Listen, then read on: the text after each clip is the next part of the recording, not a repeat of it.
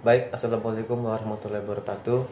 Kami dari kelompok 9 Manajemen Pemasaran kelas D.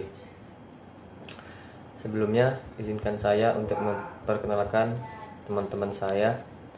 Yang pertama, saya sendiri Muhammad Nur Ramadan dengan NIM 108. Dan yang kedua, ada Rinjani Salsadira dengan NIM 192. Yang ketiga, ada Andi Nita Pravitasari NIM 193. Dan yang keempat, ada Fitri Aulia Rahma dengan NIM 198. Di sini kami akan menjelaskan dengan judul membentuk lingkungan jasa.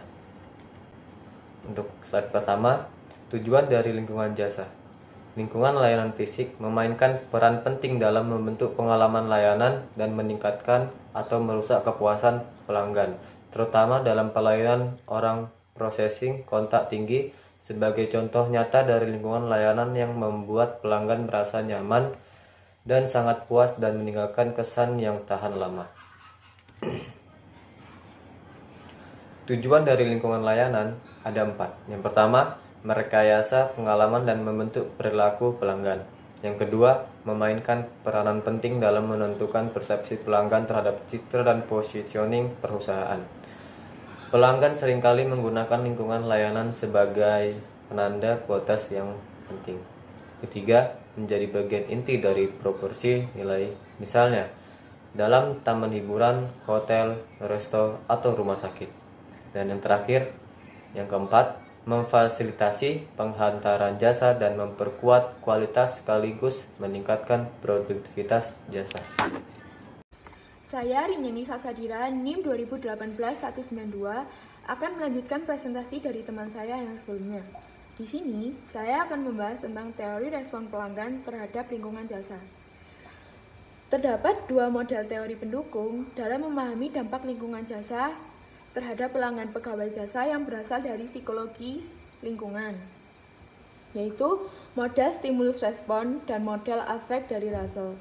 Di sini saya akan membahas model yang pertama, yaitu model stimulus respon. Pada model stimulus respon ini dapat dinyatakan bahwa perasaan kita menjadi bagian penting dalam bagaimana kita merespon berbagai stimulus lingkungan yang terjadi di hadapan kita. Dengan kata lain, lingkungan dapat mempengaruhi tingkat afek atau emosi dan perasaan pelanggan yang akan mendorong perilaku pelanggan tersebut. Contoh nyata pada model stimulus respon ini adalah misalnya pada saat kita datang ke sebuah toko atau department store yang ramai akan pengunjung, kita tidak bisa dengan cepat mendapatkan barang yang kita ingin cari di department store tersebut. Dan kita lebih memilih untuk meninggalkan atau menghindari department store tersebut. Kita menghindari department store tersebut tidak hanya ingin menghindari lingkungan yang ramai atau lingkungan yang sesak dan tidak nyaman, karena kita tidak sabar ingin mendapatkan barang yang kita cari tersebut, sehingga kita lebih memilih untuk menghindari department store tersebut dan mencari department store lain yang lebih sepi. Namun, jika kita lebih sabar dan tidak tergesa-gesa, kita akan lebih dapat menerima kondisi tersebut dan bisa lebih enjoy untuk berbelanja di department store tersebut, sehingga kita dapat mendapatkan barang yang kita cari. Sekian presentasi dari saya, terima kasih.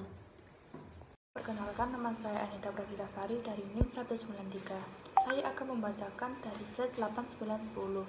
Yang pertama yaitu terdapat model afek dari Russell, di mana berfokus pada bagaimana kita memahami yang lebih baik dalam perasaan tersebut dan implikasinya terhadap perilaku konsumen. Respons seperti apa? Teori ini juga menyatakan bahwa afek ini dapat dimodelkan ke dalam 2 dimensi yang saling berinteraksi, yaitu seperti kesenangan dan kegairahan, di mana yang keduanya ini menentukan apakah orang-orang mendekati dan menghabiskan waktu dan uang di suatu lingkungan layanan. Tersebut pada slide 9, yaitu yang dimana membahas contoh model afek dari Russell ketika pencapaian atau tingkat tertinggi dalam aktivitas internal, di mana kualitas gairah dari lingkungan jauh lebih subjektif dari kualitas kesenangannya. Kualitas gairah tergantung pada tingkat informasi atau lingkungan. Misalnya lingkungan yang merangsang ketika mereka kompleks, termasuk juga gerakan. Selanjutnya pada slide ke-10 yaitu ada model service escape yang menentukan di mana menekankan pada 3 dimensi lingkungan layanan. Yang pertama yaitu kondisi sekitar atau ambient condition, di mana ambient condition, kondisi sekitar ini merujuk pada karakteristik lingkungan yang dirasakan kelima indera Anda. Bahkan ketika kelima karakteristik tersebut tidak disadari dengan adanya emosi, persepsi, serta sikap dan perilaku yang Anda masih dapatkan dipengaruhi. Dimensi dari kondisi sekitar ini juga mencakup musik, aroma, dan juga bau, serta warna. Yang kedua yaitu tata letak, ruang, dan fungsional, di mana tata letak spasial atau ruang merupakan rancangan lantai, ukuran, dan bentuk perabotan, meja counter, mesin, serta peralatan potensial dan bagaimana semua ini disusun. Sedangkan fungsionalitas merujuk pada kemampuan benda-benda tersebut untuk memudahkan performa transaksi layanan. Tata letak ruang dan fungsional menciptakan satu kesatuan service escape, visual dan fungsional, sehingga pengantaran dan konsumsi layanan bisa terjadi. Yang ketiga yaitu rambu, simbol, dan artefak, yang akan memandu pelanggan secara jelas saat proses pengantaran jasa berlangsung dan untuk mengajarkan naskah layanan seintuitif mungkin. Device ini memainkan peranan penting dalam situasi di mana terdapat banyak pelanggan baru atau yang jarang datang, atau adanya fitur swalayan di mana hanya ada sedikit atau bahkan tidak ada pegawai jasa yang siap mendampingi pelanggan selama proses layanan berlangsung.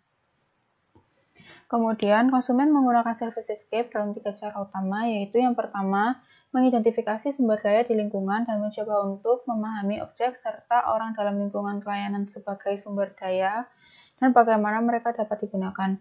Yang kedua, membuat keputusan yang merupakan proses pemberian arti dan memahami sumber daya yang diidentifikasi sebelumnya.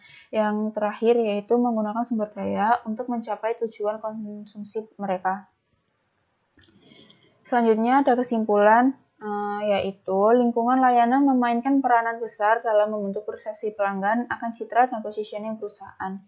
Karena kualitas layanan itu sangat sulit diukur, sehingga pelanggan seringkali menggunakan lingkungan layanan sebagai penanda kualitas yang penting. Lingkungan layanan yang dirancang baik membuat pelanggan merasa nyaman dan menambah kepuasan mereka serta memungkinkan perusahaan untuk mempengaruhi perilaku pelanggan sembari meningkatkan produktivitas operasional layanan. Demikian presentasi dari kelompok 9, kurang lebihnya mohon maaf. Wassalamualaikum warahmatullahi wabarakatuh.